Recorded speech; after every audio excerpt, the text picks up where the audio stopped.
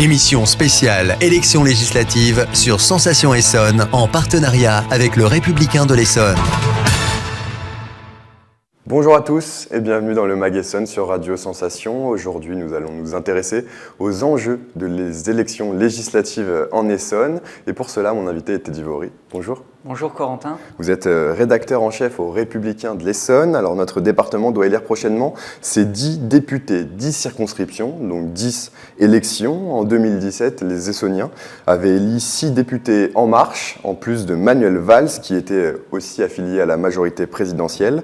2 députés LR également, Robin Reda et Franck Marlin, et Nicolas Dupont-Aignan pour Debout la France. Cette année, Jean-Luc Mélenchon est arrivé premier dans le département au premier tour de l'élection présidentielle.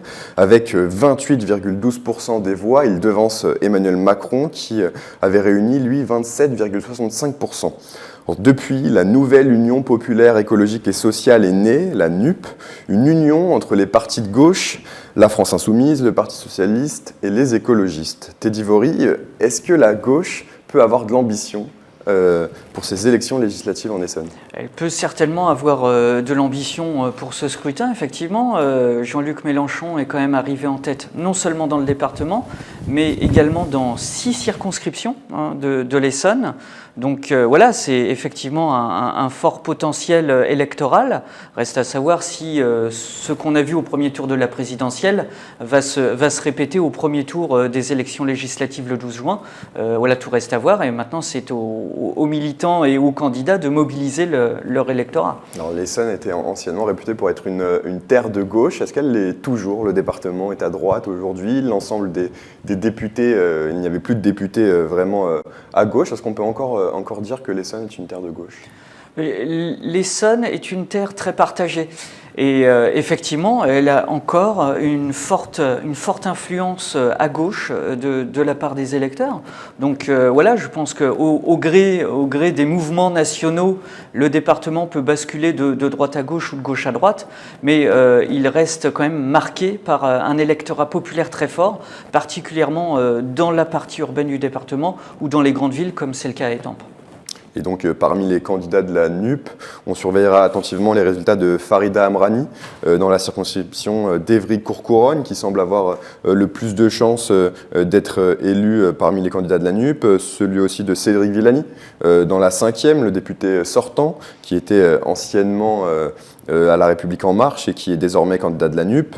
À noter aussi la candidature de l'ancien président du conseil départemental, Jérôme Guedj, qui lui se présente dans la 6e circonscription à Massy-Palaiseau. La majorité présidentielle, elle, va tenter de conserver donc, ces 7 circonscriptions avec une ministre candidate en Essonne, Amélie de Montchalin. Elle fera face justement à Jérôme Guedj dans la 6e circonscription, celle de Massy. Les députés sortants, Marie-Pierre Rixien, 4e, Robin Reda, 7e et Marie Guévenoux, 9e, semblent partir favoris avec cette fameuse prime aux sortants. Dans les autres circonscriptions, il y a des nouveaux candidats, des nouveaux visages. Qu'avez-vous pensé, Teddy Vory, de ces investitures? Alors déjà, je voudrais revenir sur la candidature de Robin Reda, qui est certes aujourd'hui étiqueté majorité présidentielle, mais qui était un député LR il y a 5 ans et qui a décidé de changer d'obédience assez récemment.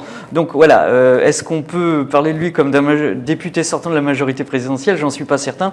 Je suis pas certain que les militants de la droite pensent ça également sur la 7e circonscription. Après, pour ce qui est des autres députés sortants En Marche, je pense que évidemment la ministre de Montchalin est clairement la favorite et qu'elle a de fortes chances de l'emporter, même si la 6e circonscription reste difficile. Sur la 4e, Marie-Pierre Rixin est sans doute un peu mieux placée que la ministre, parce que là, faut pas oublier que la 4e circo, comme la 3e et la 5e, ont placé Emmanuel Macron en tête au premier tour du scrutin. Donc voilà, de fortes chances de l'emporter pour elle. Identiquement pour Marie Guévenoux, voilà, le scrutin semble plutôt la favoriser, même si Jean-Luc Mélenchon avait fait un beau score également dans la 9e.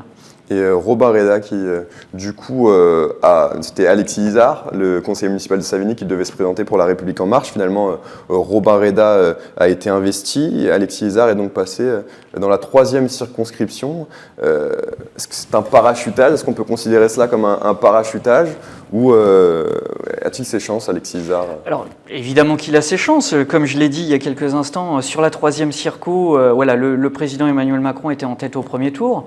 Mais effectivement, la candidature d'Alexis Izard n'est pas forcément bien perçue par un certain nombre d'élus locaux qui voient effectivement un parachutage dans son arrivée, avec même le regret de voir l'ancienne députée de la majorité partir, puisqu'elle avait gagné la confiance des élus en 5 ans, fait la preuve qu'elle était travailleuse, que les élus soient d'accord ou pas avec elle, elle était respectée pour son travail. Donc voilà, malgré tout, son départ et son remplacement par Alexis Izard a rendu certains un peu chafouins sur la circonscription.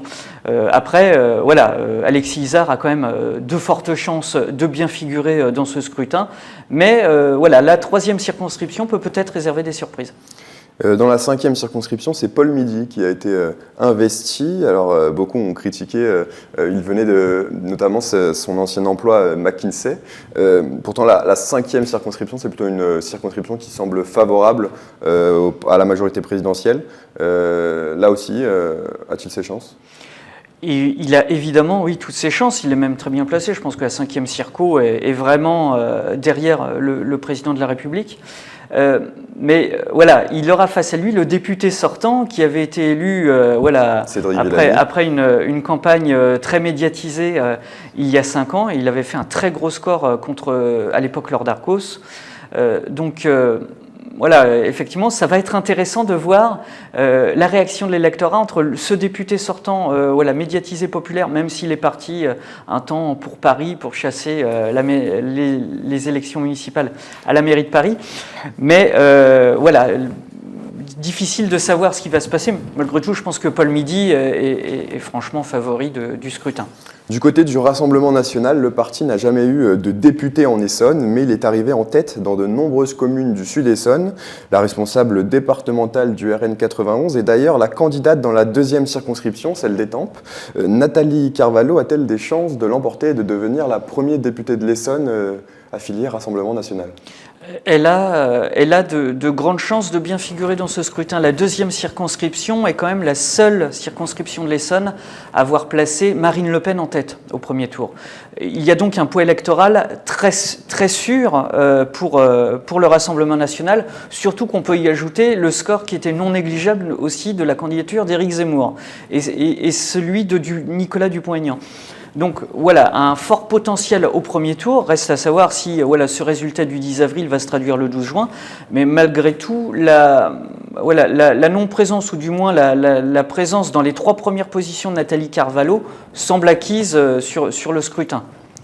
Concernant la droite, maintenant, elle luttera, elle aussi, pour ne pas disparaître totalement de la carte. Alors Jean-Philippe Dugouin-Clément, le maire de Mennecy, aura la tâche de conserver la 2e circonscription.